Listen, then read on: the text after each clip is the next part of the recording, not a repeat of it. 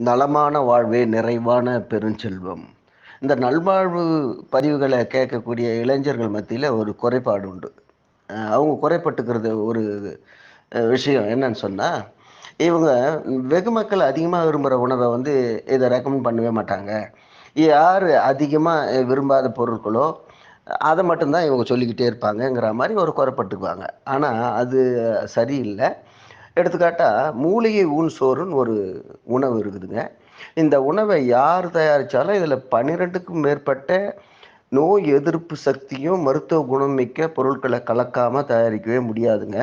எடுத்துக்காட்டா வெங்காயம், தக்காளி, பூண்டு, புதினா, கருவேப்பிலை, கொத்தமல்லி, இஞ்சி, பச்சை மிளகாய், கிராம்பு, பட்டை, ஏலக்காய், பிரிஞ்சி இலை, அன்னாசி மொட்டு போன்ற பல்வேறு மருத்துவ குணமிக்க பொருட்கள் மட்டுமல்ல, ஆன்டி ஆக்ஸிடென்ட் மிகுந்தவை. அதாவது நோய் எதிர்ப்பு சக்தியை உடலில் உருவாக்கக்கூடிய இந்த பொருட்கள். ஆனா, இந்த பொருட்கள தனித்தனியா சாப்பிடும்போது நெறைய பேருக்கு அந்த வாசனை பிடிக்காது அல்லது அந்த காரம் பிடிக்காது. இது மாரி பல விஷயங்கள் இருக்கு. ஆனா, இத அரைச்சு கலந்து சுவைக்கும்படியான உணவா மாத்தும்போது, விரும்பி சுவைச்சு சாப்பிடுவாங்க. அதுதான் இந்த மூலிகை ஊன் சோறு. என்ன பேர் வித்தியாசமா இருக்குதுன்னு பார்க்காதீங்க. வேற ஒண்ணும் இல்ல. பழைய பேர் இது.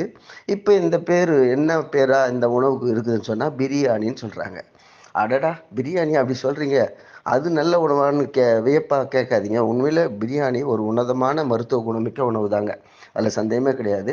இத சொன்னதும் சில பேர் என்ன சொல்றாங்க, "ஐயோ! எனக்கு நான்வெஜ்லாம் பிடிக்காதுன்னு" சொல்றாங்க. நீங்க நான்வெஜ் சாப்பிடுங்கன்னு சொல்லி யார் கட்டாயப்படுத்தணும்? நீங்க வெஜிடேரியனா இருங்களேன். காய்கறி போட்டு சமைங்க, அல்லது காளான் போட்டு சமைச்சு சாப்பிடுங்க. நல்ல ஊட்டமிக்க உணவு தானே!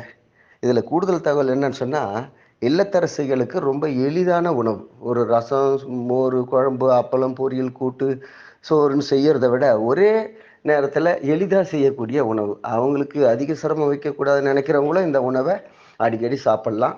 இந்த அருமையான நல்வாழ்வு தகவலை அனைவருக்கும் கொண்டு சேர்க்கக்கூடிய ஐலைஃப் சேனலை ஷேர் செய்யுங்க, லைக் பண்ணுங்க, சப்ஸ்கிரைப் பண்ணுங்க. அன்புடன் காஞ்சி முகிலன்.